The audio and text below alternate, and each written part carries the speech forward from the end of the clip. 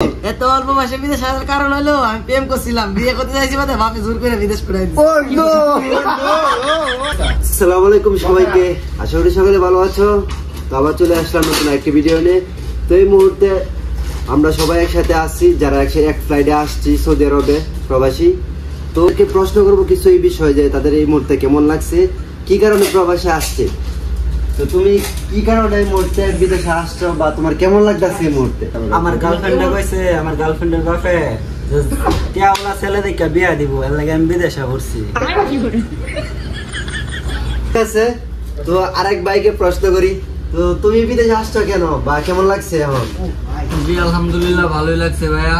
তো আমার বিদেশ আসার কারণ হচ্ছে আব্বু বলছে যত তাড়াতাড়ি প্রতিষ্ঠিত হবে তত তাড়াতাড়ি লাল টুকটুকি মায়া ঘরে নিয়ে আসবি, এটাই কারণ। তো ভাই আমরা আরেকজনের কাছে যাই, দেখি সে কি বলে। তারা তো দেখাই যায় না ভাই, এত ছোট তারা দেখা যাইতেছে। তুমি এত অল্প বয়সে বিদেশে আসছো কেন? কেন কি তোমার কেন? এত অল্প বয়সে বিদেশ আসার কারণ হলো আমি প্রেম করছিলাম, বিয়ে করতে চাইছি বাদে বাপে জোর করে বিদেশ করে দিয়েছে।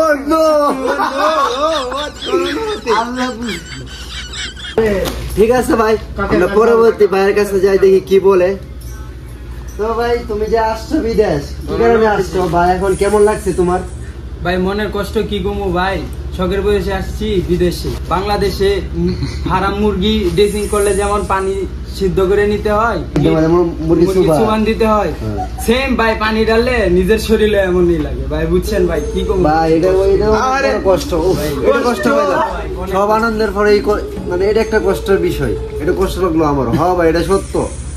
গাইস এখন যাবো আমাদের আরেক ভাইয়ের কাছে, তার আম্মু নাকি তার ভিডিও দেখে প্রায়।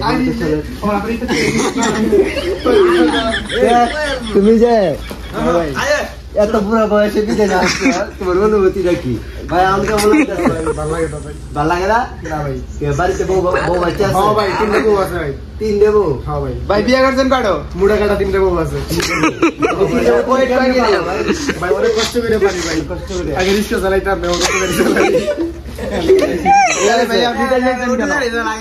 তাহলে বিদেশ যাইতেন কেন ভাই? আপনার আমরা মানে সবাই কিন্তু একসাথে আসছি একই বেসে। তো যাই হোক, মানে যেমন তাই আমরা অনেক ভালো আছি, হাসি খুশি আছি, এক বয়সে সবাই সেম। তো ভালোই লাগে, সবাই আমাদের জন্য দোয়া করবা। আমরা কিন্তু অনেক দুষ্টামি করতেছিলাম একটু। সবাই ভালো থাকো, ঠিক আছে, দেখা হবে পরে।